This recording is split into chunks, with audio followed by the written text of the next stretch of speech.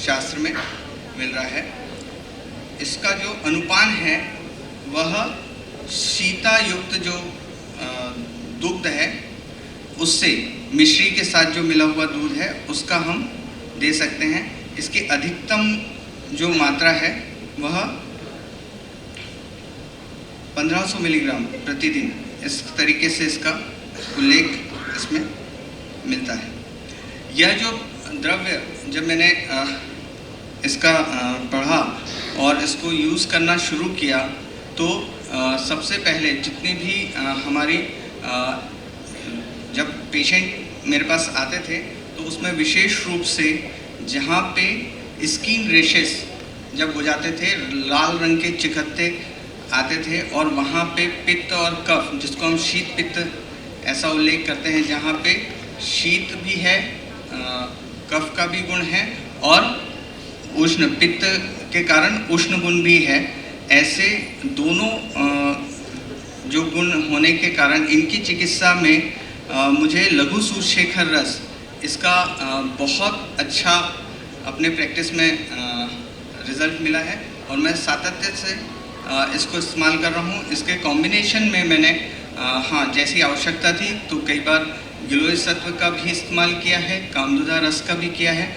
छोटे बच्चों में विशेष रूप से सीतोपलादी चूर्ण के साथ में इसको मिला के इसका उल्लेख, इसका प्रयोग किया है। इसके जब उदर्द या उससे हायर साइड हम जाते हैं तो स्वर्णमाक्षिक भस्म वगैरह का भी हम प्रयोग करते जाते थे। इस तरीके से मैंने क्रमशः इसमें द्रव्यों को मिला के सूर्यशेखर का उपयोग किया है।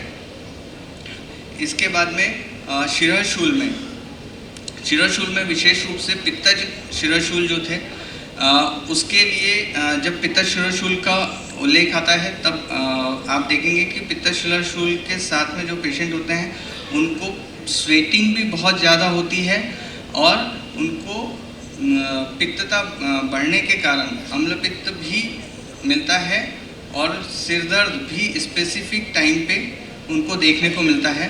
ऐसे अवस्था में मैंने सूर्यशेखर रस का उपयोग किया है।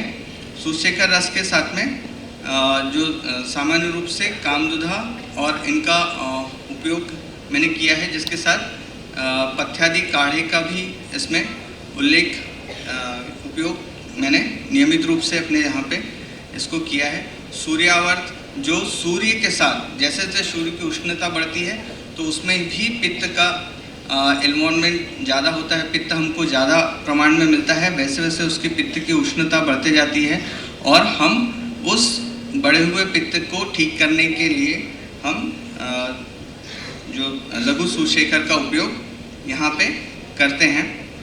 लघु सूर्यशेखर का कॉम्बिनेशन जब भी हम प्रथम इसमें करें तो लघु सूर्यशेखर रस अम्लपित्त में, जहाँ भी आजकल की लाइफस्टाइल में सबसे सामान्य रूप से अम्लपित्त और अजीर्ण, यह दो रोग बहुत ही कॉमनली हमको देखने को मिल रहे हैं, जिसके कारण क्योंकि सबके जो डाइटरी हैबिट्स हैं वो चेंज हो गई है। प्रॉपर समय से खाना नहीं खाना, रात्रि जागरण करना, और इसके कारण एक बहुत सामान्य रूप से पेशेंट इस तरीके की कंप्लेंट लेके हमारे पास में आता है। उस समय पे हम सूर्यशेखर, लघु सूर्यशेखर का उपयोग मैं पहले इसमें प्रारंभ में लघु सूर्यशेखर से ही प्रारंभ करता हूँ और तत्पश्चात उसमें आगे बढ़ते चले जाता हूँ। उसमें सर्दी का भी उपयोग होता है।